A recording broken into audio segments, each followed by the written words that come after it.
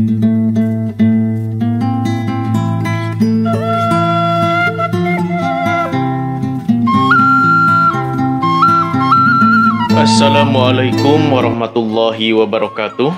Para wargi mitra kaum dangu sadayana, alhamdulillah dina dangat ayeuna urang sadayana tiasa patepang dangu deui sareng simkuring Mang Aa. Urang sami-sami neraskeun hanca dongeng Sunda nu katunda dina judul dongeng Sarupna di Pajajaran karangan Bapaan Merdeka Permana. Dina dangat ayeuna ieu dongeng majeng kana seri anu ka-31. Sakumaha biasa didugikeun ku channel anu dipikameumeut ku urang sadayana ka para wargi mitra kaum dangu anu micinta kana dongeng Sunda, mangga diantos subscribe-na dina channel anu parantos disayogikeun. Dina bagian anu ka-31 ieu urang neraskeun hanca anu kamari teh kapegat dina waktu nyaritakeun gingginya anu tos tepang sareng Ki Ogel teh di puseur dayeuh karajaan. Tah kumaha lajengna ieu carita urang sami-sami bandungan ku sadayana, mudah-mudahan ieu dongeng janten landong pang beberah kana manah kanggo urang sadayana. Mangga wilujeng ngadangukeun. Harita teh Ki Ogel unggeuk geus kitu ginggi dititah nuturkeun manehna pikeun asup ka jero imah. Nya imah panggung anu ukuran leutik barang bray mukakeun panto nu aya di tepas ge. Langsung ka hiji rohangan rupek anu remeng-remeng sabab jandela nama anu ngan hiji-hijina teh dipeundeutkeun. Sanajan remeng-remeng tapi ginggi bisa mireungeuh aya awak ngajolor tina amparan samak saheulai. Tang tu ieu teh Ki Banen. Ki Ogel harita hideng mukakeun jandela anu aya hiji-hijina di eta rohangan, kamar ukuran leutik. Paling gede ukuran 2 pasagi, ari sadepa teh pan kurang leuwih 1,66 meter gitu. Ari jandela geus ngeblak muka mah kaayaan di sabudeureun rohangan teh beuki atra. Awak Ki Banen manirang kebong jiga kari kulit jeung tulang pipina katara dekok. Sapasang kongkolak panona oge dekok da jiga kari tulang. Awak Ki Banen ukur ngagoler dina samak saheulai jiga eueuh simbut-simbut acan. Di juru belah ditu ukur aya anggal dekil samak mah eueuh. Jigana juru nu eta mah paragi ngedeng Ki Ogel. Manehna kaagehan bantal. Tapi sare ukur dina palupuh awi. Sabalikna Ki Banen kaagehan samak tapi teu boga bantal. Harita ge ngedengna ukur ngagunakeun sapasang leungeunna salaku bantal. Ki Banen, ieu aya ginggi yeuh. Harita teh ginggi ngadeuketan ka Ki Banen terus ngomong. Ki Banen, naha boga panyakit naon mani jiga anu ripuh kieu? Ceuk ginggi deku. Mariksakeun sakujur awak Ki Banen malah mabari ngarampaan babagian urat dina leungeunna. Ki Banen meletetkeun panonna geus kitu neuteup ceuleuyeuk ka ginggi teu ngiceup-ngiceup. Sia teh budak anu ulah ilu di lembur cae teh cenah sorana lalaunan. Sembung ngageter ukur dibales ku unggeuk ku ginggi teh. Sak ngaran sia teh ginggi Ki. Ngaran duruwik sajahat kalah dipake. Ceuk Ki Banen malikeun deui omongan anu kungsi diucapkeun tadi di pakarangan ku Ki Ogel. Ginggi mah teu hayang nerangkeun, padahal mah ku Ki Dharma anu jadi guruna geus diterangkeun panjang lebar basa di Cakrabuana teh. Tapi Ki Banen oge da teu hayang kapapanjangan kawas ngabahas soal ngaran Ginggi, malah leuwih mentingkeun ngabahas soal nasibna Ginggi. Omat sia mantog deui we nya kacae montong ulah ilu karaden Suji Angkara cenah halon semu haros-hos. Nah make teu meunang milu babakti ka Raden Suji Angkara Ki, ceuk Ginggi. Ngan minangka nembalanana panon Ki Banen ngagiler ka Ki Ogel anu jadi sobat dalitna. Tur ari geus kitu mah Ki Ogel ge hideng nerangkeun. Bari pola Suji Angkara teh karasa aneh, teu ilahar jeung teu asup akal. Ceuk Ki Ogel, daradad Ki Ogel nerangkeun polah naon bae anu karasa kebek kula langse teh. Sia meureun nyaho yen Suji Angkara teh hirupna mewah, ceuk Ki Ogel. Ginggi harita teh unggeuh. Saban poe teh ukur poya-poya. Ginggi ungguk deui nganyakeun sanajan teu nyaho. Sagemlengna dapan eta oge ceuk batur. Tah tadina mireungeuh manehna loba pakayana kaula duaan teh sejaba bakti. Ka manehna heueuh gitulah mikir mimiti mah rek babakti ka manehna jang numpang hirup. Geus kitu kumaha? Cek Ginggi. Geus kitu saterusna mah jadi kuciwa jeung cangcaya pula teh, embal Ki Ogel.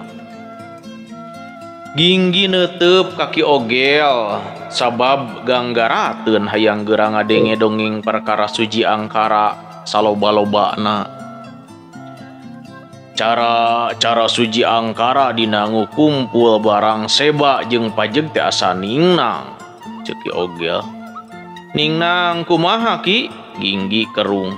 Inget teu sia, ti heula basa masih keneh di lemur cae, sindir sampir perkara tata cara mulut seba, ceuk Ki Ogel.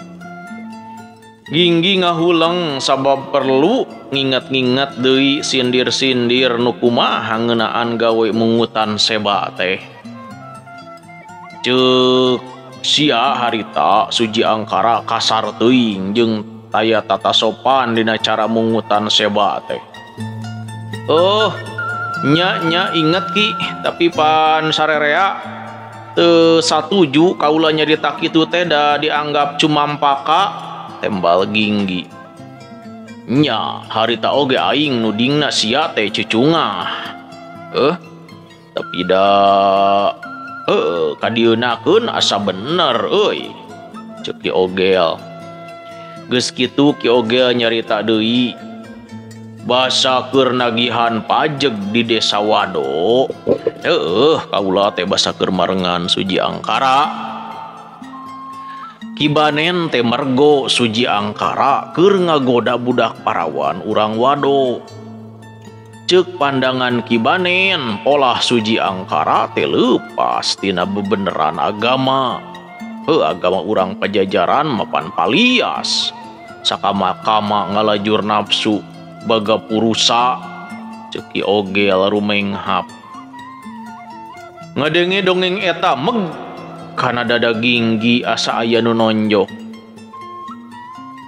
Hate Ki Banen beuki tagiwur sabada isukna eta budak parawan kabijakeun pae nelasan maneh, ceuk Ki Ogel.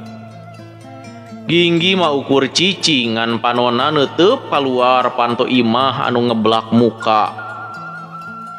Kabireungeuh langit sore lenglang taya aling-aling.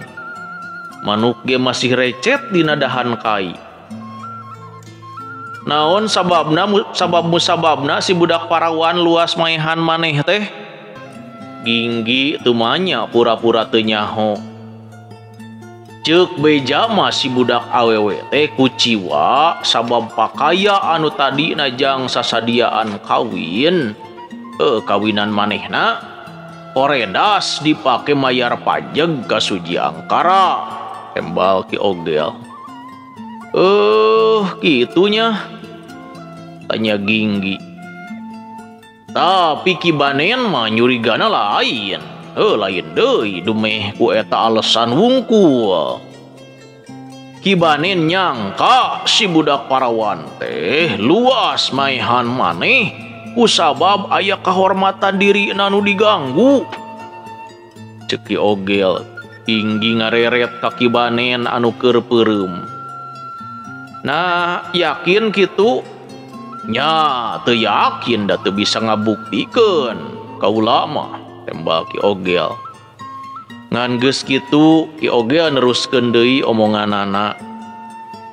Ukur boga kacuriga teh sabab kajadian anu sarupa kaalaman deui di tempat sejen. Ke maksudna kumaha? Ginggi neuteub harita teh ka Ki Ogel.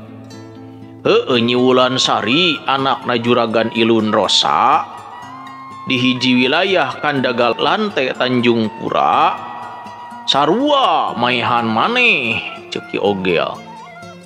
Ari alasan maehan manehna kumaha? Ginggi masih neuteub seukeut ka Ki Ogel.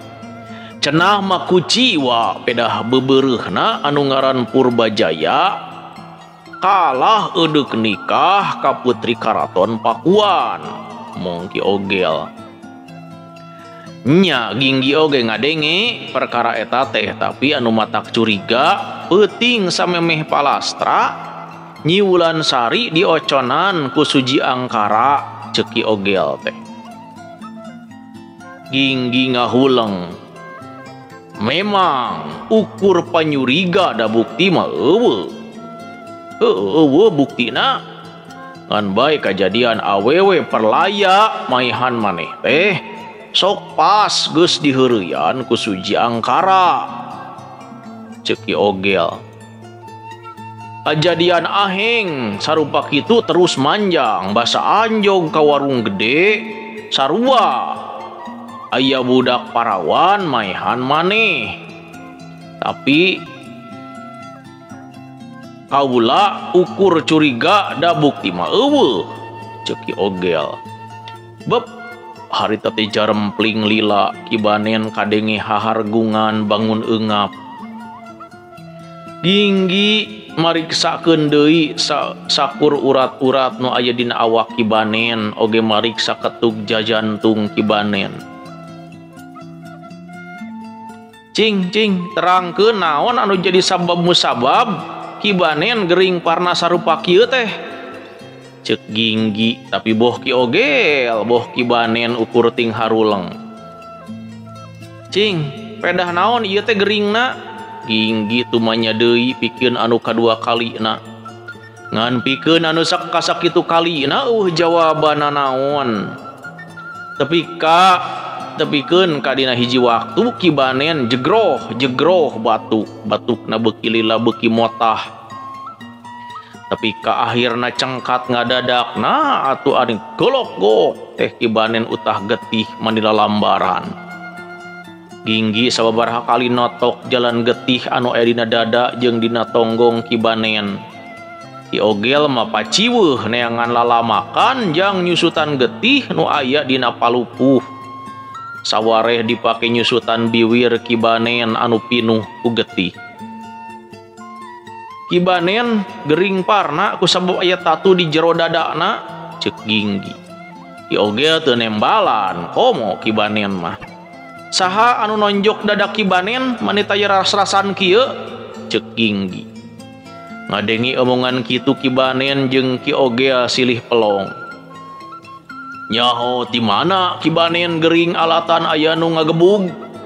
Ki Ogel neuteub heran.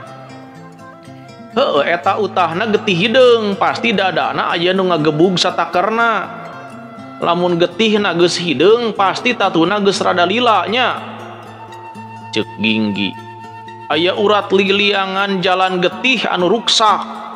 dina jero dada aya getih hubungan geus kitu mendet kana aliran getih nya kieu balukarna yeuh ceuk Ginggi. Geuning sia teh nyaho bag-bagan panyakit diajar ti saha salila teu panggih jeung aing ceuk Ki Ogel. Meunggeus montong jadi tetelepek kana lain-lain ayeuna mah kaulah hayang nyaho digebug ku saha ieu awak Ki Banen teh ceuk Ginggi. Teuing atuh ceuk Ki Ogel. Kaula mah tumanya ka Ki Banen digebug ku saha ceuk Ginggi neuteub ka Ki Banen anu geus ngedeng deui. Teuing atuh. Aduh ceuk Ki Banen harita teh. Bari jegroh deui batuk. Pasti ieu kajadian dirusiahkeun nya sieun ku jalma anu ngagebugna ceuk Ginggi neuteub pilih genti ka Ki Ogel jeung ka Ki Banen. Ah lain patalina jeung sieun ngan teu nyaho we kaula mah tembal Ki Ogel. Geus kitu Ginggi ngalieuk ka Ki Banen harita teh. Teu nyaho nya ceuk Ginggi ukur dijawab ku Gideug. Gideug teh teu nyaho atawa embung bebeja Ki ceuk Ginggi panasaran. Teu nyaho. Ari teu nyaho, nya teu nyaho. Ki Banen jadi keheuleun da asa dipapaksa kudu balaka ngan geus kitu jegroh batuk deui golok-gok utah getih deui ngan ayeuna mah getihna rada beureum. Tah tereh cager getih paehna geus kaluar kabeh ceuk Ginggi. Ki Ogel pahibut meresihan deui getih.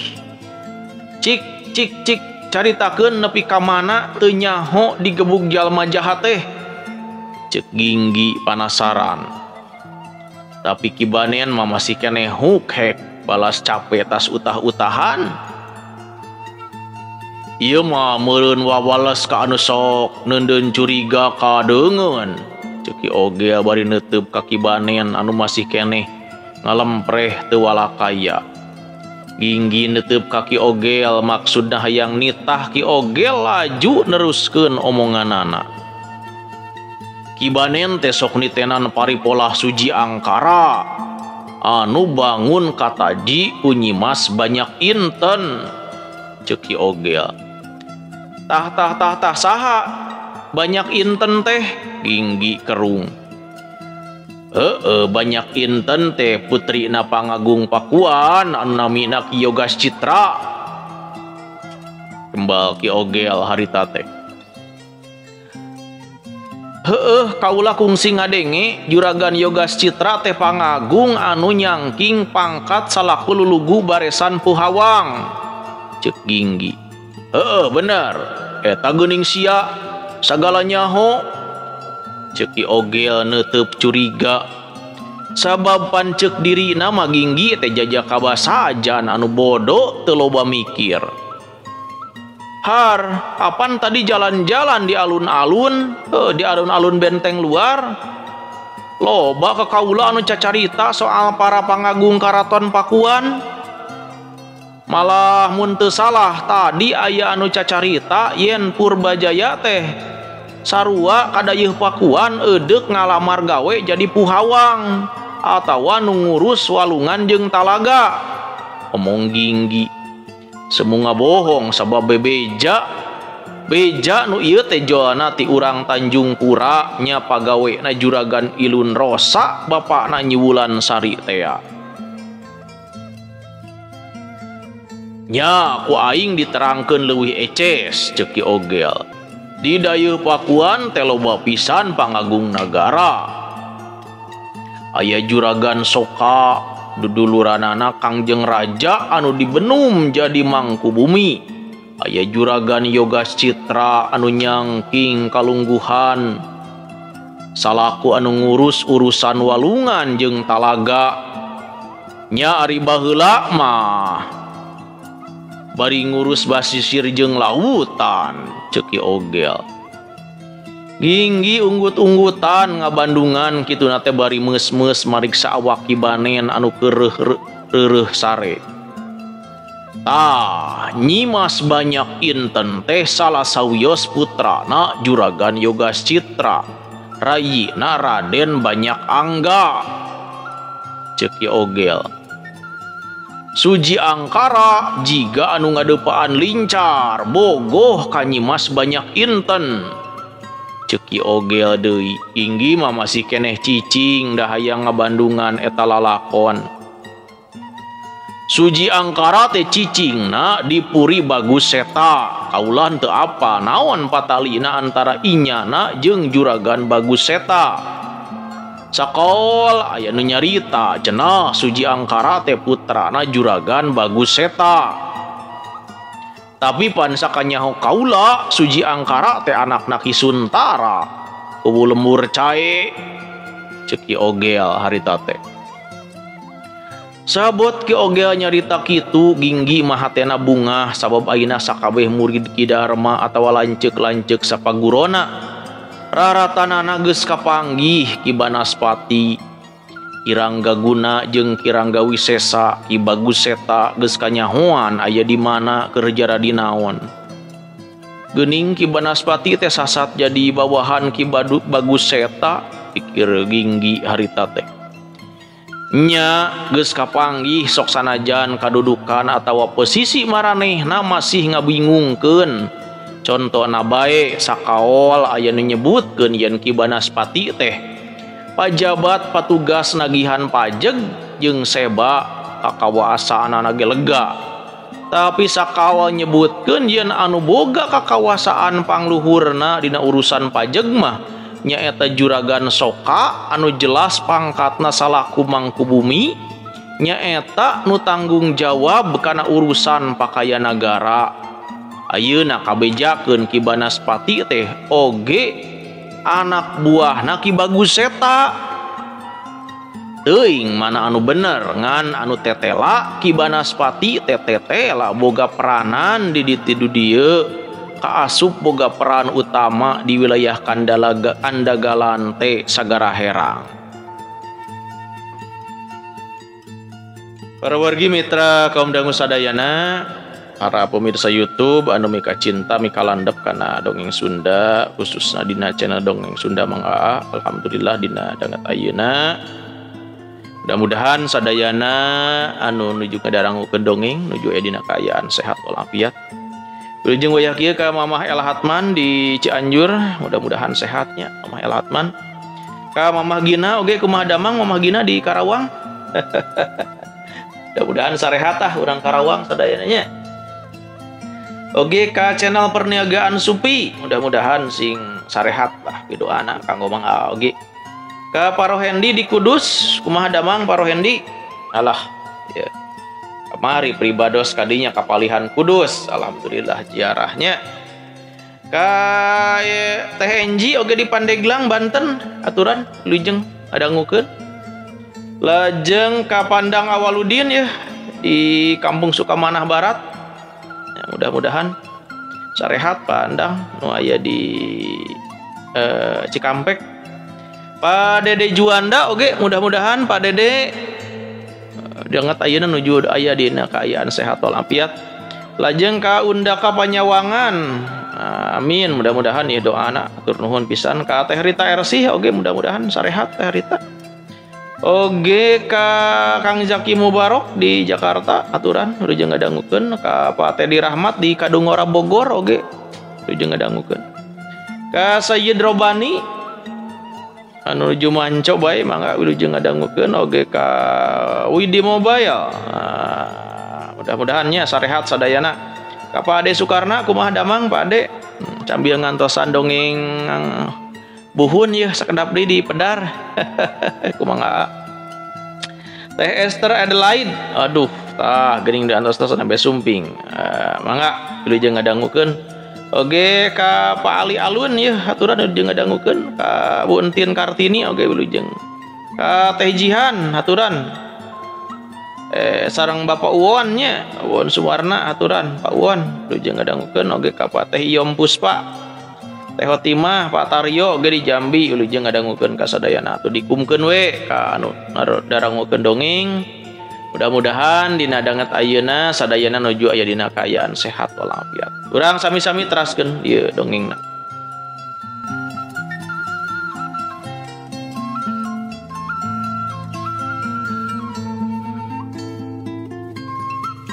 Malah Ki Banaspati boga peranan anu hebat dina urusan angkatan perang kerajaan Pajajaran, cek pikir Ginggi helok ku pagawean Ki Banaspati anu boga pagawean di ditu di dieu. Sanajan aya murid-murid Ki Darma anu nyangking peranan penting di nagara, tapi Ginggi cantang tu ngarasa bunga sabab para lancek sapagurona can kanyahoan nya naha kabeh keur ngajalankeun amanat menjadi guru nyaeta kudun lungan nagara anu keur sumedeng berwit. Ki Banaspati bae jiga nu salah harti dina ngalarapkeun amanat ki guru teh. Ceuk Ki Darma sakumna murid kudu bumela ka nagara jeung ka rakyat, tapi uki guru teh nyebutkeun yen sakumaha muridna kudu baroga cita-cita jara di raja. Nya ki guru mah teh nyebutkeun yen sakabeh muridna teu baroga cita-cita jara di raja, ceuk pikir Ginggi. Ginggi geus ngarasa sanajan Ki Banaspati digawe dina urusan mulutan seba jeung pajeg, tapi teu sagemlengna hasil mulut disetorkeun ka nagara, buktina dikekeuweuk ku sorangan ngagunakeun leungeun Ki Sunda Sembawa anu jadi pajabat kandagalan teh sagara herang. Cenah eta pakaya teh eudeuh dipake nyusun kakuatan militer. Jang kapentingan naon Ki Banaspati susulumputan ngabangun kakuatan angkatan perang, ceuk pikir Ginggi.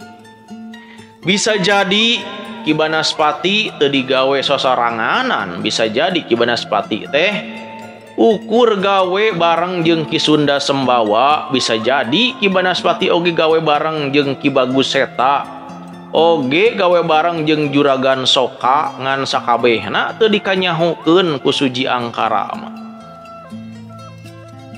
Tapi tepi ka ayeuna jigana Suji Angkara masih boga anggapan yen Ki Banaspati teh nyieun kajahatan ku cara ngabegal barang-barang pajeg anu keur dikawalna. Padahal bisa jadi Ki Banaspati keur nyieun rupa-rupa taktik jang ngukumpul kakuatan anu dianggapna hiji cita-cita badag, ceuk pikir Ginggi deui. Kitu sababna aing dititah maehan Suji Angkara sangkan Rusiah teu betus, ceuk pikir Ginggi deui harita teh. Ngan anu teu kaharti teh sanggeus nyaho Suji Angkara salamet teu kadayeuh pakuan. Nah Ki Banaspati teu merenan nyawa Suji Angkara ku leungeunna sorangan, malah kalah diuk di sapanggung dina acara pinton jurit tadi. Jalan pikiran Ginggi kaganggu harita teh sabab Ki Ogel cacarita deui soal Suji Angkara. Ceuk manehna Suji Angkara teh jiga henteu resepeun ka Ki Banen anu sok merhatikeun dirina anu remen ngadepaan lincar ka nyimas banyak inten. Ki Banen sabulan anu kaliwat ngadongeng ka kaula, cenah sawaktu manehna tugas tugur jaga keamanan ka pakarangan putri tempat nyimas banyak inten aya nu ngolebat, ceuk Ki Ogel. Ginggi cicing dah hayang ngabandungan caritaan Ki Ogel. Anu ngolebat terus rencepan teh ceuk Ki Banen mata yalian iwati Suji Angkara. Baru kitunya Ginggi reuwas setengah ambek, tapi manehna hayang mastikeun. Kitu sababna Ginggi ngareret ka Ki Banen hanjaka anu gering keur sare setengah nyegrek. Ginggi teu tega ari kudu ngahudangkeun mah. Tapi ieu ge kakara dugaan. Sabab ceuk Ki Banen henteu jelas ari beungeutna mah. nya saukur potongan awak jeung gerakan we cenah jiga suji angkara cek Ki Ogel. Ki Banen teu bisa nyusul anu kerencepan di pakarangan da jigana teu apa itu apaleun yeun gerakanana keur diintip ku Ki Banen cek Ki Ogel. Saterusna kumaha Ginggi penasaran. Saterusna Ki Banen neruskeun tugur mapai ku ta dalam kita ngan di tengah jalan dipegat ku hiji jalma cek Ki Ogel. Saha eta nu megat-megat teh? Ginggi beuki penasaran. Ki Banen teu kungsi apal. Sabab waktosna kalawargi mitra kaum dangu sadayana parantos seep. Cag urang tunda heula ieu carita dongeng Sunda dina judul sareupna di Pajajaran dina bagian anu ka 31 dina dinten ayeuna. Insyaallah dina dinten enjing ieu carita urang sami-sami teraskeun deui. Sakitu nu tiasa kapihatur wilujeng kantun. Assalamualaikum warahmatullahi wabarakatuh.